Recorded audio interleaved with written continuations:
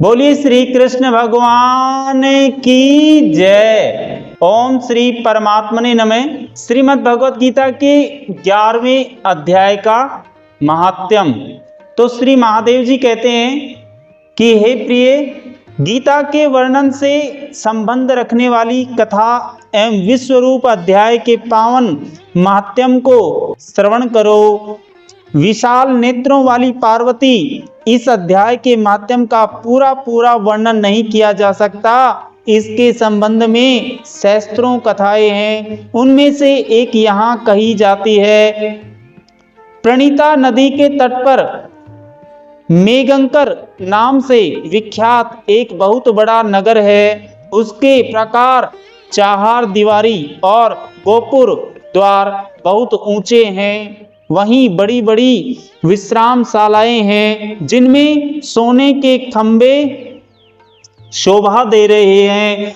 उस नगर में श्रीमान, सुखी, शांत, सदाचारी तथा जितेंद्रिय मनुष्यों का निवास है। वहां हाथ में शंख नामक और धनुष धारण किए करने वाले जगदीश्वर भगवान विष्णु विराजमान हैं। वे परम ब्रह्मा के साकार स्वरूप हैं। संसार के नेत्रों को जीवन प्रदान करने वाले हैं। उनका गौरवपूर्ण श्री विग्रह भगवती लक्ष्मी के नेत्र कमलों द्वारा पूजित होता है। भगवान की वह झांकी वामन अवतार की है। मेघ के समान उनका श्याम वर्ण तथा कोमल आकृति है। वक्षस्थल श्रीवत्स का चिन्ह शोभा पाता है। वे कमल और वनमाला से विभूषित हैं। अनेक प्रकार के आभूषणों से सुशोभित हो भगवान वामन रत्न युक्त समुद्र के सदृश जान पड़ते हैं। पीतांबर से उनके श्याम विग्रह की कांति ऐसी प्रतीत होती है मानो चमकती हुई बिजली से गिरा हुआ स्त्रिग्नग्ध और मेघ शोभा पा रहा हो। उन भगवान वामन का दर्शन करके जीव जन्म एवं संसार के बंधन से मुक्त हो जाता है। उस नगर में मेखला नामक महान तीर्थ है जिसमें स्नान करके मनुष्य शाश्वत वैकुंठ धाम को प्राप्त होता है। वहां जगत के स्वामी करुणा सागर भगवान नरसिंह का दर्शन करने से मनुष्य 7 जन्मों के किए हुए घोर पाप से छुटकारा पा जाता है। जो मनुष्य मेखला में गणेश जी का दर्शन करता है वह सदा दुस्तर विघ्नों के भी पार हो जाता है। उसी मेघंकर नगर में कोई श्रेष्ठ ब्राह्मण थे जो ब्रह्मचर्य परायण, ममता और अहंकार से रहित, वेद शास्त्रों में प्रवीण, जितेंद्रिय तथा भगवान वासुदेव के शरणागत थे। उनका नाम सुनंद था। तो प्रिय, वे सारंग धनुष और धारण करने वाले भगवान के पास गीता के 11वें अध्याय विश्व प्रदर्शन योग का पाठ किया करते थे। उस अध्याय के प्रभाव से उन्हें ब्रह्म ज्ञान की प्राप्ति हो गई थी। परमानंद संदेहों से पूर्ण उत्तम ज्ञानमयी समाधि के द्वारा इंद्रियों के अंतर्मुख हो जाने के कारण वे निश्चल स्थिति को प्राप्त हो गए थे और सदा जीवन मुक्त योगी की स्थिति में रहते थे। एक समय जब बृहस्पति सिंह राशि पर स्थित थे तो महायोगी सुनंद ने गोदावरी तीर्थ की यात्रा आरंभ की। वे क्रमशः वीरज तीर्थ, तारा तीर्थ, कपिला संगम, अष्ट तीर्थ, कपिला द्वार, नरसिंह हवन, अंबिकापुरी तथा करस्थानपुर आदि क्षेत्रों में स्नान और दर्शन करते हुए विहामंडय और नामक नगर में आए। वहां उन्होंने प्रत्येक घर में जाकर अपने ठहरने के लिए स्थान मांगा, परंतु कहीं भी उन्हें स्थान नहीं मिला। अंत में गांव के मुखिया ने उन्हें एक बहुत बड़ी धर्मशाला दिखा दी। ब्राह्मण ने साथियों सहित उसके भीतर जाकर रात में निवास किया और सवेरा होने पर उन्होंने अपने को तो धर्मशाला के बाहर पाया, किंतु उनके और साथी नहीं दिखाई दिए। वे उन्हें खोजने के लिए चले। इतने में ही ग्रामपाल मुखिया जो वहाँ का था वो उनसे भेंट हो गई और ग्रामपाल ने कहा, मुनि श्रेष्ठ, तुम सब प्रकार से दीर्घायु जान पड़ते हो, सौभाग्यशाली तथा पुण्यवान पुरुषों में से तुम सबसे पवित्र हो। तुम्हारे भीतर कोई लोकोत्तर प्रभाव जरूर विद्यमान है। तुम्हारे साथी कहाँ गए और कैसे इस भवन से बाहर आप हो गए, इसका पता लगाओ। मैं तुम्हारे सामने इतना ही कहता हूँ कि तुम्हारे जैसा तपस्वी मुझे दूसरा कोई नहीं दिखाई देता। विप्रवर, तुम्हें किस महामंत्र का ज्ञान है, किस विद्या का आश्रय लेते हो तथा किस देवता की दया से तुम्हें अलौकिक शक्ति आ गई है? भगवान कृपा करके इस गांव में ही रहो। मैं तुम्हारी सब सेवा शुश्रूषा करूंगा, आदर से करूंगा। वो यूं कह करके ग्रामपाल मुनीश्वर सुनंद को अपने गांव में ठहरा लिया। वह दिन रात बड़ी भक्ति से उनकी सेवा टहल करने लगा। जब 7-8 दिन बीत गए तब एक दिन प्रातः काल आकर वह बहुत दुखी हो महात्मा के सामने रोने लगा और बोला, हाय, आज रात में राक्षस ने मुझ भाग्यहीन के बेटे को चबा लिया है। मेरा पुत्र बड़ा ही गुणवान और भक्तिमान था। ग्रामपाल के इस प्रकार के कहने पर योगी सुनंद ने पूछा, कहाँ है वह राक्षस और किस प्रकार उसने तुम्हारे पुत्र का भक्षण किया है? तो ग्रामपाल बोला, ब्राह्मण, इस नगर में एक बड़ा भयंकर नरभक्षी राक्षस रहता है। वह प्रतिदिन आकर इस नगर में मनुष्यों को खा लिया करता था। तब एक दिन समस्त नगरवासियों ने मिलकर उससे प्रार्थना की, हे राक्षस, तुम हम सब लोगों की रक्षा करो। हम तुम्हारे लिए भोजन की व्यवस्था कर देते हैं। यहाँ बाहर के जो पथिक रात में आकर नींद लेने लगेंगे उनको तुम खा लेना, उनको तुम अपना भक्षण का शिकार मान लेना। इस प्रकार नागरिक मनुष्यों ने गांव के मुझ पर मुखिया द्वारा इस धर्मशाला में भेजे हुए पथिकों को ही राक्षस अपना आहार मान लिया करता और उनको निश्चित ही मार कर खा जाया करता था। अपने प्राणों की रक्षा के लिए उन्हें ऐसा करना पड़ा। तुम भी अन्य राहगीरों के साथ इस घर में आकर सोए थे, किंतु राक्षस ने उन सबको तो खा लिया, केवल तुम्हें छोड़ दिया है। हे द्विजोतम, तुम्हें ऐसा क्या प्रभाव है तुम में, इस बात को तुम ही जानते हो। इस समय मेरे पुत्र का एक मित्र आया था, किंतु मैं उसे पहचान नहीं सका। वह मेरे पुत्र को बहुत ही प्रिय था, किंतु अन्य राहगीरों के साथ उसे भी मैंने उसी धर्मशाला में भेज दिया। मेरे पुत्र ने जब सुना कि मेरा मित्र भी उसमें प्रवेश कर गया है, तब वह उसे वहां से ले आने के लिए गया, परंतु राक्षस ने उसे भी खा लिया।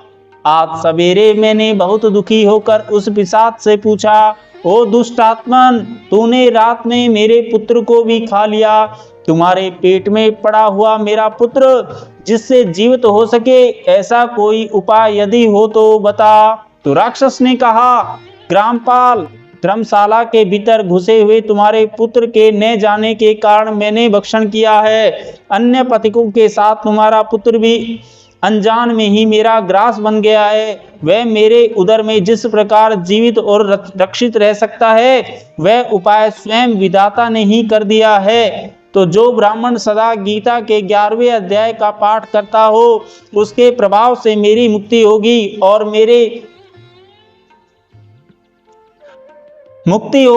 मरे हुओं की पुनः जीवन प्राप्त होगा। यहाँ कोई ब्राह्मण रहते हैं जिनको मैंने एक दिन धर्मशाला से बाहर कर दिया था। वे निरंतर गीता के 11वें अध्याय का जप किया करते थे। इस पर अध्याय के मंत्र से 7 बार अभिमंत्रित करके यदि वे मेरे ऊपर जल का छींटा दे दें तो निसंदेह मेरा शाप से उद्धार हो जाएगा। इस प्रकार उस राक्षस राक्षस का संदेश पाकर मैं तुम्हारे निकट आया हूँ। ब्राह्मण पूछा, ग्रामपाल, जो रात में सोए हुए मनुष्यों को खाता है वह प्राणी किस पाप से राक्षस हुआ है? तो ग्रामपाल बोला, ब्राह्मण, पहले इस गांव में कोई किसान ब्राह्मण रहता था। एक दिन वह अगहनी के खेत की क्यारियों की रक्षा करने में लगा हुआ था। वहां से थोड़ी ही दूर पर एक बहुत बड़ा गिद्ध किसी राही को मारकर खा रहा था।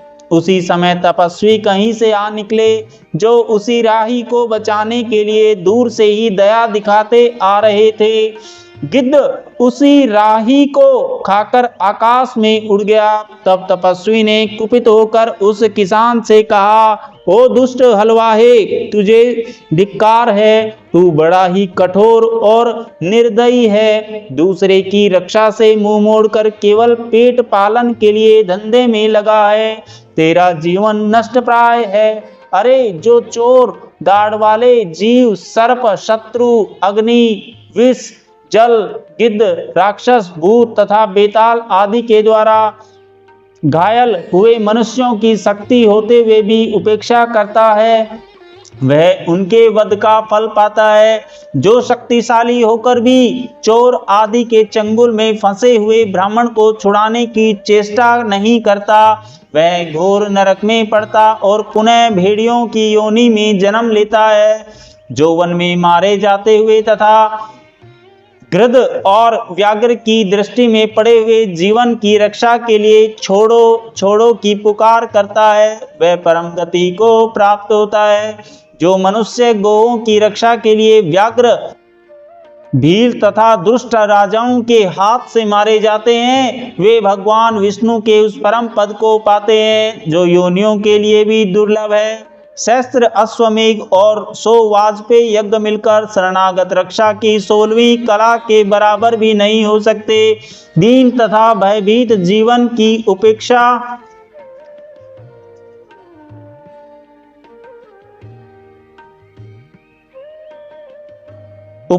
करने से पुण्यवान पुरुष भी समय आने पर कुंभी पाक नामक नरक में पकाया जाता है। तूने दुष्ट गिद्ध के द्वारा खाए जाते हुए राही को देखकर उसे बचाने में समर्थ होते हुए भी जो इसकी रक्षा नहीं की, इससे तू निर्दयी जान पड़ता है। तुम में बिल्कुल भी दया नहीं है, अतः तू राक्षस हो जा। हलवाहा बोला, महात्मन, मैं यहाँ उपस्थित अवश्य था, किंतु मेरे नेत्र बहुत देर तक खेत की रक्षा में लगे थे, अतः पास होने पर भी गिद्ध के द्वारा मारे जाते हुए इस मनुष्य को मैं नहीं जान सका। अतः मुझ दिनहीन पर आपको अनुग्रह करना चाहिए, दया करनी चाहिए। जो तपस्वी ब्राह्मण ने कहा, जो प्रतिदिन गीता के 11वें अध्याय का जप करता है, उस मनुष्य के द्वारा अभिमंत्रित जल जब तुम्हारे मस्तक पर पड़ेगा, उस समय तुम साप से छुटकारा मिल जाएगा। यह कहकर के तपस्वी ब्राह्मण वहां से चले गए और वह हलवाहा राक्षस हो गया। अकय द्विज श्रेष्ठ, तुम चलो 11वें अध्याय से तीर्थ के जल को अभिमंत्रित करो, फिर अपने ही हाथ से उस राक्षस के मस्तक पर छिड़क दो। तो ग्रामपाल की यह सारी प्रार्थना सुनकर ब्राह्मण हृदय करुणा से भर आया और वे बहुत अच्छा कहकर के उसके साथ राक्षस के निकट चले गए। वे ब्राह्मण योगी थे। उन्होंने विश्व रूप दर्शन नामक 11वें अध्याय का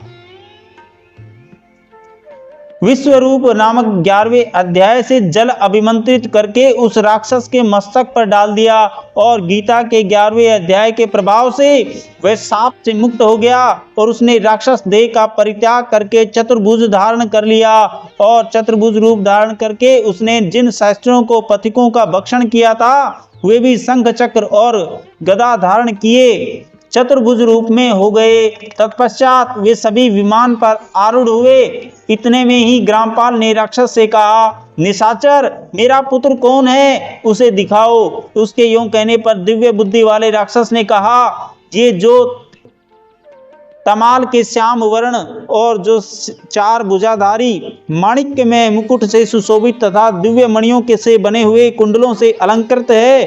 हार पहने के कारण जिनके कंधे मनोहर प्रतीत होते हैं, जो सोने के भुजबंधों से विभूषित है, कमल के समान नेत्र वाले और स्त्रीनग्ध रूप तथा हाथ में कमल लिए हुए है, वे दिव्य विमान पर बैठकर देवत्व को प्राप्त हो चुके, इन्हीं को अपना पुत्र समझो। यह सुनकर ग्रामपाल ने उसी रूप में अपने पुत्र को देखा और उसे अपने घर ले जाना चाहा।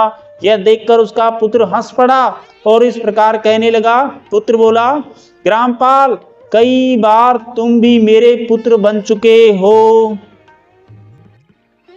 कई बार तुम भी पुत्र हो चुके हो। पहले मैं तुम्हारा पुत्र था, किंतु अब देवता हो गया हूँ। इन ब्राह्मण के देवता के प्रसाद से वैकुंठ धाम को जाऊंगा। देखो, यह निशाचर भी चतुर्भुज रूप को प्राप्त हो गया। 11वें अध्याय के माध्यम से यह सब लोगों के साथ श्री विष्णु धाम को जा रहा है। अतः तुम भी इन ब्राह्मण देव से गीता के 11वें अध्याय का अध्ययन करो और निरंतर उसका जप करते रहो। इससे संदेह नहीं कि तुम्हारी भी ऐसी ही उत्तम गति होगी। तात मनुष्यों के लिए साधु पुरुषों का संगम सर्वथा दुर्लभ है, वह भी इस समय तुम्हें प्राप्त है। अतः अपना अभिष्ट सिद्ध करो। धन, भोग, दान, यज्ञ, तपस्या और पूर्व कर्मों से क्या लेना है। विश्व रूपाध्याय पाठ से ही चरम कल्याण की प्राप्ति होती है। पूर्णानंदम सदोहर स्वरूपम। श्री कृष्ण नामक ब्राह्मण के मुख से कुरुक्षेत्र में अपने मित्र अर्जुन के प्रति जो अमृतमय उपदेश निकला था, वही श्री विष्णु का परम तात्विक रूप है। तुम उसी का चिंतन करो। वह मोक्ष के लिए प्रसिद्ध रसायन है। संसार भय से डरे हुए मनुष्यों की आदि व्याधि का विनाशक तथा अनेक जन्मों के दुखों का नाश करने वाला है। मैं उसके सिवा दूसरे किसी साधन को ऐसा नहीं देखता, अतः उसी का अभ्यास करो। तो श्री महादेव जी कहते हैं, यूं कहकर के वह सबके साथ श्री विष्णु के परम धाम को चला गया। तब ग्रामपाल ने ब्राह्मण के मुख से इस अध्याय को पढ़ा और फिर वे दोनों ही उसके माध्यम से श्री विष्णु धाम को चले गए। तो भगवान महादेव जी पार्वती जी से कहते हैं, इस प्रकार तुम्हें 11वें अध्याय का माध्यम कथा सुनाई है। इसके श्रवण मात्र से महान पातकों यानी पाप का नाश हो जाता है। बोलिए श्री कृष्ण भगवान की जय।